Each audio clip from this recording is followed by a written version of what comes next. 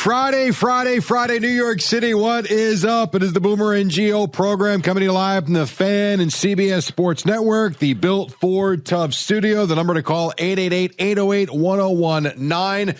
G is out for the weekend. He'll be back on Tuesday as he basks in the sun somewhere, someplace with somebody.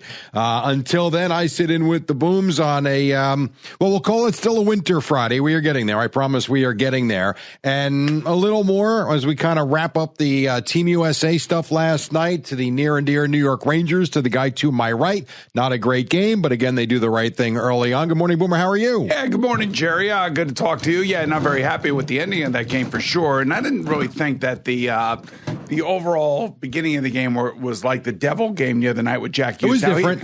He scored the golden goal. It's a little bit different when you're honoring guys like JT Miller and Vincent Trocheck for being the defensive part of the hockey team, and plus it was on ESPN. True. So it was not on MSG. If it's on MSG, there's a little bit more room to do a little bit more stuff. But I thought it was really underwhelming. At least that's the way it came across on TV. I was not there, and then of course they ended up losing the game. But the thing about all of this stuff that I took from yesterday is that watching Nolan McLean pitch is really remarkable. He is going to be a great pitcher. We all feel that way. We all think that he has got the goods to be really a great young player. It's the way the Giant fans feel about Jackson Dart. We all think and we feel like this kid could really be a superstar player.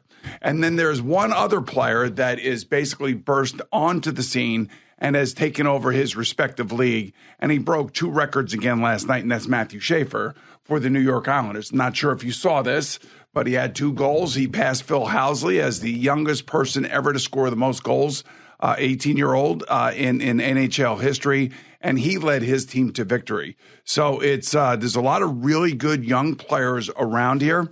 The Rangers are going to go through a rebuild. They have some young players. Whether or not they're going to end up turning into something, who knows?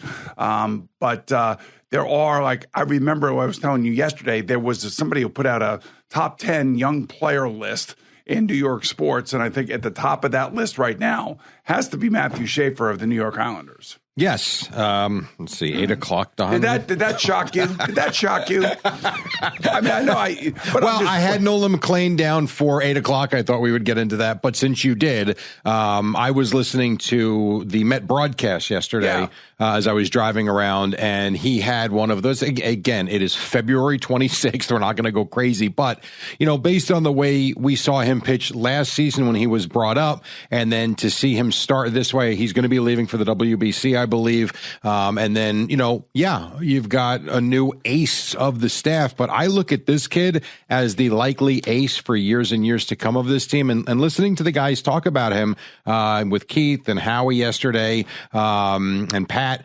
it was electric for a spring training game. I mean, he goes 4 innings. He gives up a leadoff hit and then nothing. And he's striking guys out, and he had that swing and miss stuff. And he is going to be, I think, from what we've seen so far, like the next great thing, to the point where, Boomer, maybe you agree, maybe you don't. I don't know. I said this to G last week. He laughed at me for other reasons. But, like, you had the feeling last year in August and September when this kid pitched, it was like, all right, they're not playing well. At least McLean's pitching. You felt like he was going to be the stopper, and he was more times than not. So I look at this kid as a superstar in the making. Yeah, well, all right. So I last year, I made a couple of comparisons to certain pitchers that this the Mets is where have had G in the was past. making fun of me. And yes. everybody's making fun of me, of course. And then, if you want to say that maybe he's just generations Dwight Gooden, or can be this generation's Dwight Gooden, look, he's got to prove it. I mean, and spring training is not proving ground. It's proving ground to make the team, of course.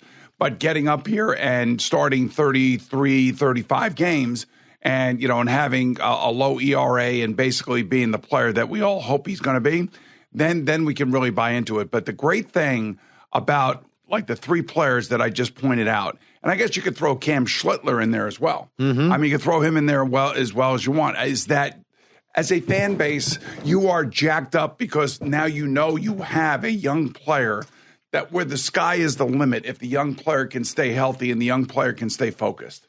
That's really what it comes down to. The ability is there. The arm strength is there for the quarterback. You see, the ability to throw all these different pitches for Nolan McLean. And then, of course, you see what Matthew Schaefer did last night. The reason I bring up the hockey and stuff like that is just because these are young players now that just don't seem to be overwhelmed by anything. Like, I remember being a young player in the league. I was like overwhelmed completely. You're for about a year. Yes, for a year. Like, you don't know whether or not you belong, and then you question. You do have questions in the back of your mind. Do I belong here? Can I figure it out? Can I learn my craft? Now, some of these kids are born. Nolan McLean, I'm sure, has been pitching since he's been, 5 years old? And he's also older. He's also not 19 years old, which does help. It does. Well, 100% it does help. But the other part of this is that there's an intangible in each of these players that you can't manufacture. They either have it in them or they don't. And if they do have it in them, then the question is do they want to be great, and will they become great? And, those are questions that, a number of these guys have still got to answer. I mean, Matthew Schaefer's played in 60 games? Yeah, 2 goals last night. Yeah, I mean, so it is crazy that, these kids just come on the scene. It doesn't seem like it bothers them at all, and they just take over whatever they're doing, and they do it seamlessly. And when we watched Jackson Dart play at his highest level, we saw a fearless kid on the football field that was putting himself in harm's way. And I was telling you back then, and I'll tell you again today, the reason he's doing that is that he's trying to impress his teammates that he's as tough as they are. Understood. And I think with Dart in particular, you look at a kid who, while it wasn't half the season, it wasn't his full rookie year, he did sit for a good handful of weeks, maybe even a month. That Chargers game was either week 4 or week 5. I don't remember. But, he got some reps in the preseason, and then he sat there and watched. I think it was week 4 because there was Russell Wilson for 3. Against the Chiefs. And you got to remember, Russell Wilson threw an interception late against the Chiefs.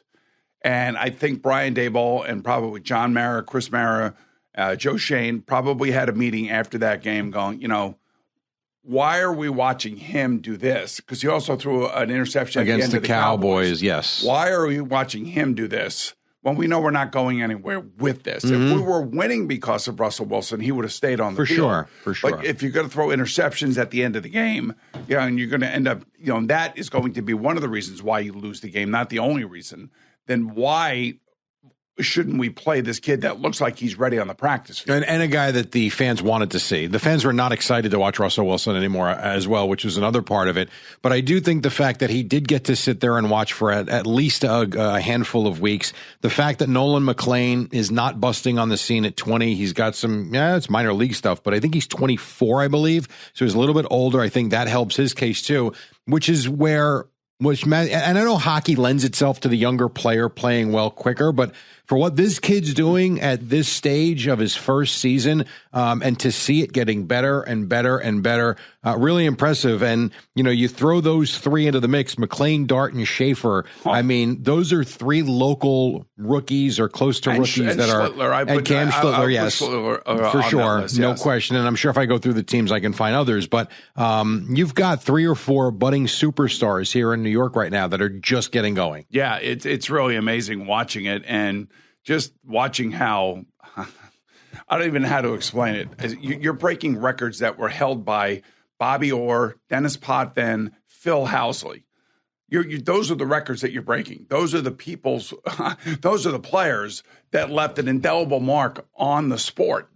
And now this kid basically seamlessly, and he's got, so many games to go, 24, 23 games to go, whatever it is. And he's already broken the records. Yeah. And it looks just so easy for him on the ice. And he's 18 and a half years old or 18 and a third years old, something like that. It's just insane. It's a kid. Yes. And, so it's great. It was great. It's great to see all of that happening around here because we haven't had that around here. Well, so now let's come back to what I said yesterday. This year has an opportunity to be one of the best seasons we've had collectively in New York sports, and a big part of that could be Matthew Schaefer and the Islanders. There are times they look like a championship caliber team. I don't even think you'd question that as a Ranger fan. That's how good they've looked at times this year. And there is another player, Jack Hughes, you can put on that list. Of course.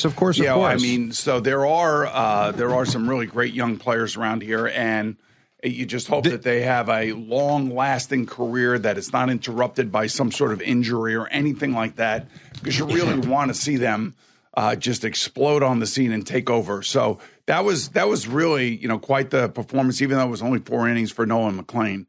I mean, he's basically unhittable at the point. Yeah, and so that's where my Doc Gooden comparison came from when I watched him last year at the end of the season when he was brought up, and then you see what he did yesterday and what I think he will do this year, and then you throw into the mix, and then this kind of goes back to last season and where the Mets failed. The Mets were basically built on pitching that was not built to last year, and hopefully this year with the addition of Freddie Peralta. And now, again, I'm doing some research and enough people on social media hit me up. I did not, when you watch Freddie Peralta, you see the numbers are tremendous. The one thing about Freddie Peralta, which I've now learned, is he's a 5-inning to a 5 1/3 type of pitcher. So you are going to need a good bullpen behind him. But if he's going to go out there and give you 5 to 6 solid innings every time he goes out every 5th inning, gives you a chance to win, then you've got Nolan McLean behind him. If you've got Sean Manaea, who you don't need to rely on, but now he's a 3 or a 4th pitcher. David Peterson's now a 3 or a... I haven't even mentioned Kodai Senga yet, who was supposed to be the ace of the staff a year ago. All of a sudden, we talk about the Yankees' depth of pitching. Perhaps the Mets have, some pretty damn good depth as well. I think both teams do. I really do. I think both teams are going to be fine. They have more than enough starting pitching. They each have about 8 starting pitchers, and we all know that it's going to be at least 8 to 10 that are going to end up taking them out at some point. So it's a long season. It's an arduous season, but. Again, I just think that what Nolan McLean did yesterday was great, and he's off to a flying start. And, he's going to be around those other American pitchers during this World Baseball Classic, which is going to be great. Just being exposed to a Paul Skeens is going to be great for him. Well, when you're around other major leaguers, they were asking this of, was it Carson Benj the other day? One of these younger Met players that had come up, and they were asking him what it's been like to, be around the likes of Juan Soto every day, what it's like to be around the likes of Francisco Lindor. And, his take was, and I think it was Benj, I'm crediting this to, his take was, you know what, it is great. You learn a lot, but at the end of the day, it's still baseball, and that's where you hope the talent just shines through.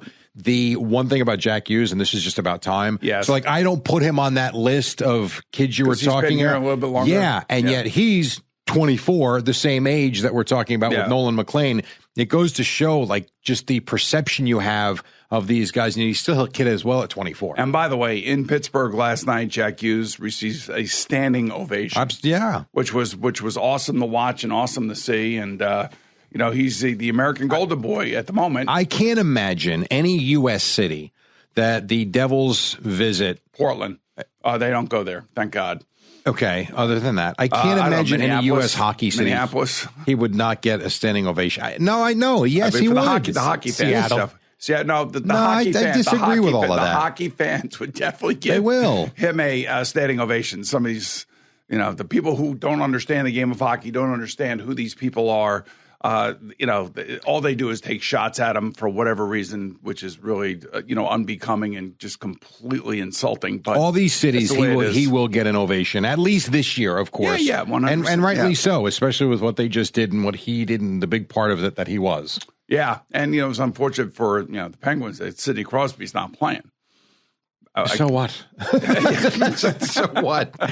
We move on. Don't care. I mean, I would think that would be tough for Sid, Captain Canada, sitting there. Sitting to, an opposing American player getting a standing O in his building. What did you think of? I understand the Ranger fan is ticked off. I totally get it. And I agree, a little underwhelming. I wasn't in the building, and it didn't come across on the TV that it was all loud and boisterous like I thought it might be. But that having been said, I know the Ranger fans upset, but they booed Chris Drury. 100%. But introduced as part of the U.S. Olympic hockey team. But this is the chance for the Ranger fan to let him have it. Can I make the case they were going, Drew? No. No. It's a mess, and the overall arching theme amongst us Ranger fans, and I'm sure CeeLo will definitely agree with me, is that everybody's looking right at the general manager. I know. I'm not a Ranger fan. And the president. He's the president and general manager. I know. I was just surprised when introduced as part of Team USA. Oh, this is their chance to let everybody, let him hear it. I get let it. Jim Dolan hear it.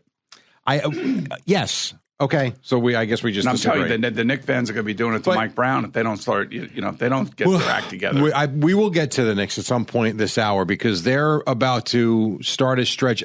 You look at the standings. Right now, they're third. I think they're third, like half game ahead of Cleveland. It is very interesting that the Knicks, while they're not going to go in this direction, don't get me wrong, they are as close to seventh in the East as they are the first. Yes, they are. Like, that's how much after the separation from the Pistons to the rest of the East is, how much it's clumped up in spots, essentially 2 through 7. Well, this is why, I do think the Knicks are a playoff roster, meaning, they all have this experience of playing in the playoffs, and you got to believe that they can turn it on, especially defensively.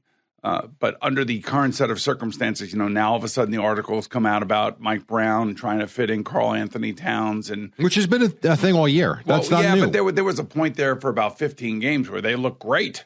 They had a that 9 or 10 game winning streak, and then they go to Detroit and lose. But even when they beat Boston, which was good. And then they beat Philadelphia and Boston, I think, in and around that loss. But remember when they got out to that really good start to the season and everybody was Mike Brown. See, this is why we got rid of Tom Thibodeau, Mike Brown. And the one guy, though, as they were playing great and winning a lot of games, was Karl Anthony Towns continually saying, I don't know my role. I'm still figuring it out. And I remember you been sitting there saying, what are you talking about? You're winning every single game you play. What is the issue? So that's been a constant the whole season. It has been a constant, and I thought we got over that about 4 weeks ago. But now, when it shows itself against the good teams, it's really alarming. But this is why to go back and forth about regular season games in the NBA, and you have an experienced, gritty, or grizzled roster that has playoff experience, it's really going to come down to that. Well, here's what you've got, because you talked about this with Gio last week. You've got road games coming up in Milwaukee and in Toronto. Yeah, Milwaukee tonight, by the way. And in and around that, games against the Spurs and the Thunder. Those are your next 4. And oh, by the way, then a road trip to Denver, LA, meaning the Lakers, the Clippers, and then, the Jazz aren't any good. But your next 1, 2, 3, 4, 5, 6, 7 games. And the Clippers aren't great either, though. You got Kawhi Leonard there. You're going to take 4 and 3 out of that? 4 and 3, you're going to slip down in the standings. Yeah, I know, but I'm just saying that's what it's probably. I think if you were that or worse, if they're a championship caliber team, I think 5 and 2.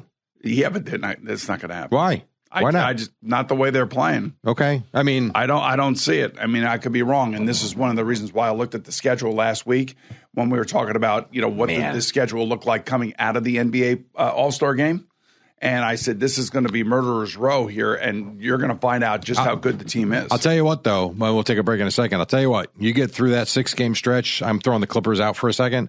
After that, they got some teams to get fat on. Yeah, I know that. But and they can really bulk up their record. Yeah, they showed you how they play against really teams with lousy records against Indiana. And what have we said all year? Ever since they fired Tom Thibodeau, from the moment they let him go, we all sat here and said, which is why I don't get crazy over this regular season as long as they're in the playoffs in a decent spot.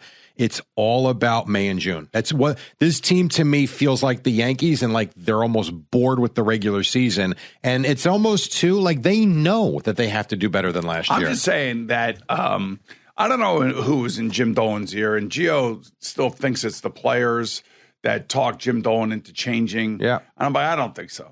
Who then?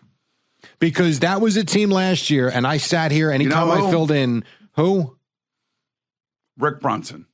That's who I think. But why? If Jalen Brunson loved playing he got his son here.